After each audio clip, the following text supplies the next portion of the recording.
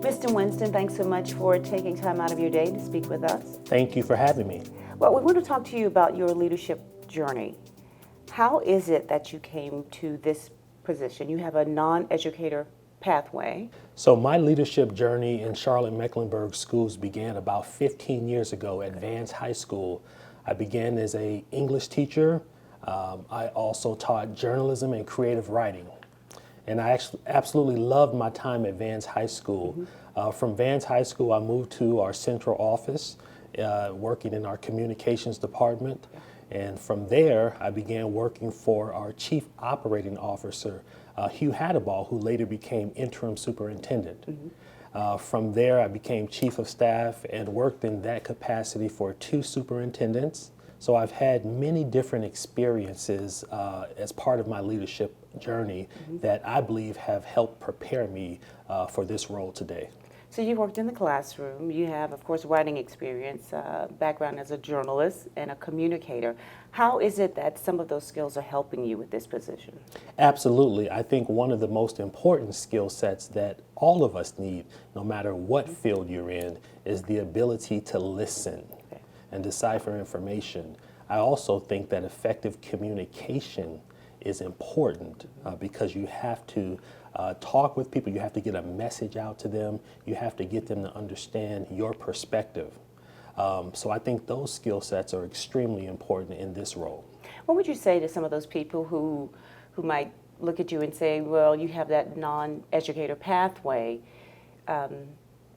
How are you really ready for a position that requires such demanding leadership skills? Absolutely. So I think that's a valid question. And what I would say to that particular question is I bring a unique perspective, a different perspective. I bring that perspective of that non-educator, so I don't necessarily see things through that particular lens all the time. I'm also a parent, which I think is another hugely important perspective. Being an administrator, being someone who's active in the community, and talking to partners and faith leaders and just other parents has helped broaden my overall perspective. Every superintendent has a particular style of leadership. What do you see as your leadership style? My leadership style is one of a collaborator. I like to bring people to the table. I like to hear from different perspectives, people of different backgrounds, because I believe when you do that, you have the ingredients for a better outcome. Why do you think the board selected you for this job at this particular time? I think the board selected me for this particular job at this particular time because of a variety of skills that I bring to the position. One, as a communicator, someone who listens, someone who problem solves, someone who works with families and members of our community, as someone who has worked at different levels in the school district. I think all of those varied experiences has helped prepare me for this role today. How much does trust play into this position, being appointed this position? Trust is extremely important because if you don't have your word, you don't have anything else. And so one of the things that I always pledge to do is to be honest and be truthful. Because I think those are skill sets that we try to teach our children. I certainly know my 2 children that I have, I teach them those skills along with my wife, and we emphasize the importance of trust. You mentioned having children in CMS. What is it that you would like to say to parents who are concerned about this new leadership position and this change in the district to make them a little bit more comfortable about the very first day of school? What I really want to do is to reassure our families, our students, that CMS continues to move forward uninterrupted, and we are preparing for the first day of school on August 26th. And what's going to matter the most? What is it that is working in CMS? What are some of those key elements in CMS that you will continue to move forward? We have a great strategic plan, what matters most. And as part of that strategic plan, we continue to place a great emphasis on equity. So the work around equity is critically important to our school district, and we will continue that work. We're also focusing on school safety. which is a very high priority for us. Along with school safety, social, emotional well-being of all students is a very important area of focus for us as well. Leadership turnover in CMS has been what some people may call often. How is it that you keep Team CMS really fired up and keep up their morale when there's been constant change? That's a great question.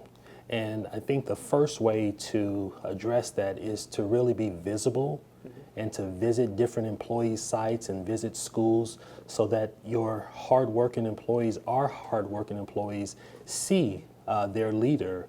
And so I think they have to be able to share their concerns, share the things that they think are going well, opportunities for growth. And so that's one of the things that I am hoping to do more of, is to visit schools and to visit some of our support sites where our employees are.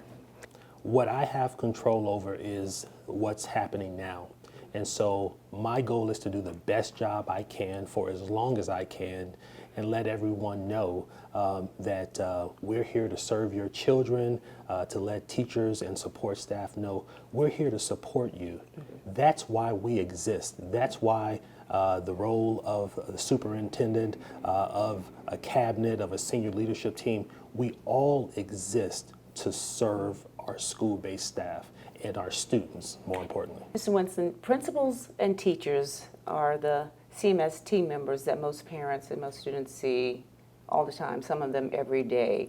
How can you ensure parents and students that they will have a principal, they will have a teacher in their classroom on the first day of school? Our team is working hard day and night to make sure that we have a quality, strong principal in every school, that we have a teacher in every classroom, and not just a teacher, but a very effective, impactful teacher. And so we're working hard every day to make sure that that happens. And, you know, I think it's important to note when we talk about relationships, many parents have relationships with their child's principal. They have relationships with their child's teacher.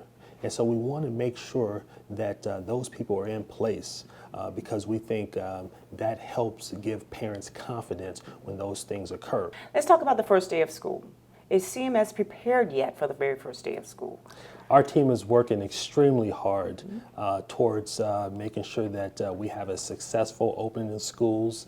We're making sure that all schools are clean, that the entrances to our schools are welcoming and inviting.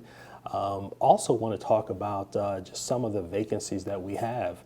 We have fewer than 30 teacher vacancies, which is actually the lowest that we've had in quite a while.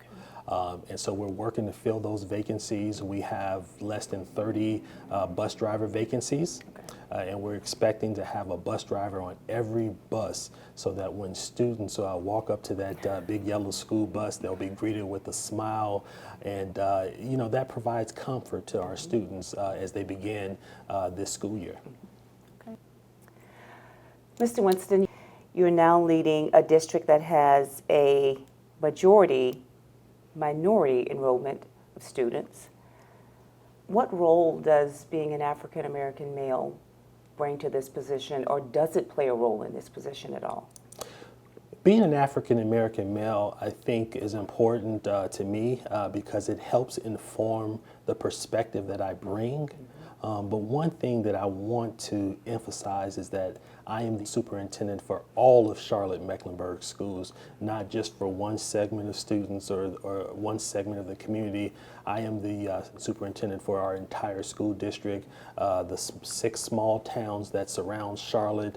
And so I want to make sure that that is very clear. But certainly I can't deny the fact that I'm an African-American male. I'm proud of my heritage.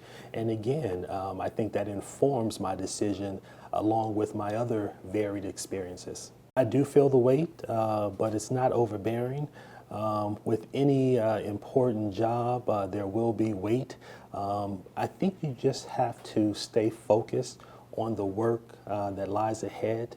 I don't think you can stop and pause. You just have to maintain the momentum that we've already developed. There's a sense of urgency in this work. And we've got to make sure that we continue to get great results and improve upon the results that we're getting. I think when you tell people that you're going to do something, I think you have to follow through and keep your word.